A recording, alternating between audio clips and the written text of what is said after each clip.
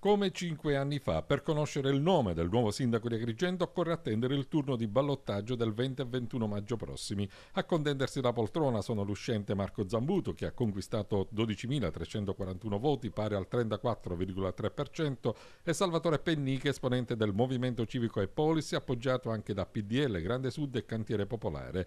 Penniche si è attestato al 19,1%, avendo ottenuto 6.893 preferenze.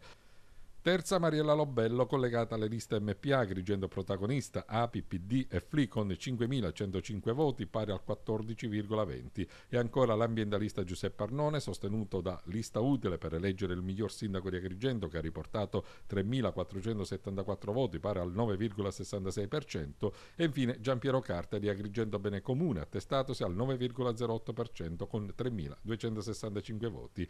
Da segnalare che sia Mariella Lobello che Totò Pennica hanno conquistato meno voti rispetto ai partiti che li appoggiavano, quasi la metà. Di contro Zambuto ha conquistato oltre 3.000 preferenze rispetto alle due liste che lo sostenevano. Per quanto concerne il Consiglio Comunale, PDL si conferma primo partito ad Agrigento, seguito dall'MPA. Buona affermazione di Grande Sud, riflettori puntati adesso al ballottaggio. C'è un risultato straordinario che sta dando la città. È un risultato straordinario per un lavoro che abbiamo fatto in questi anni e la città ha dimostrato ancora una volta di essere più avanti dei partiti politici, dei parlamentari, dei deputati. Cioè, questa città ha compreso il sacrificio che abbiamo fatto in questi anni, stando ogni giorno dalla parte della città, con tutte le difficoltà che ci sono state, perché abbiamo avuto anni difficilissimi, però abbiamo lavorato ogni giorno. Sono felice e voglio veramente ringraziare i miei concittadini per questo sostegno, perché è un risultato straordinario. Siamo al ballottaggio, è una partita nuova, siamo contenti.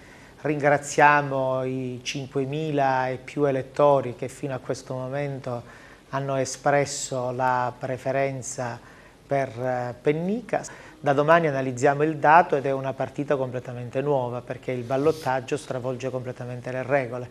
È una legge elettorale che premia i candidati conosciuti. Il sindaco uscente è un candidato visibile, conosciuto, quindi ci sarà questo ballottaggio, altri 15 giorni di campagna elettorale.